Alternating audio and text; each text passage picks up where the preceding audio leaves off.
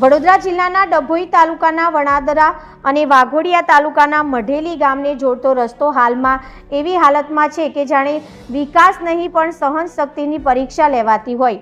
આ માર્ગે વડોદરા જિલ્લા પંચાયતના અધિકાર હેઠળ આવે છે અને કદાચ એટલા માટે જ તેની હાલત જવાબદારી વિનાની લાગે છે।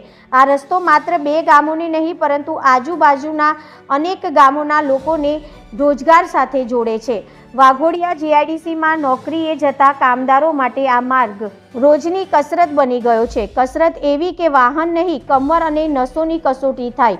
ખાડા એટલા ઊંડા છે કે વરસાદમાં પાણી ભરાય તો રસ્તો નહીં સરોવર દેખાય અને સૂકામાં તો ધૂળનું વાદળ વિકાસને ઢાંકી દે। સ્થાનિકો કહે છે કે રસ્તો એવો છે કે વાહન ધીમું ચલાવીએ તો મોડું થાય અને ઝડપી ચલાવીએ તો તૂટી જાય।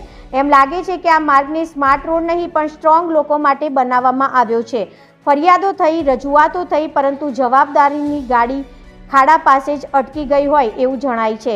પ્રશ્ન એ છે કે જ્યારે રોજિંદા જીવન, રોજગાર અને સલામતીની સીધી રીતે જોડાયેલી હોય ત્યારે આવા માર્ગોની હાલત સુધારવા માટે વધુ કેટલા ખાડા ભરાવા પડશે કે પછી વિકાસના દાવાઓ પણ આ રસ્તાની જેમ ખખડધજ બની જ રહેશે। રિપોર્ટર મિતેશ સોલંકી, વણાદરા।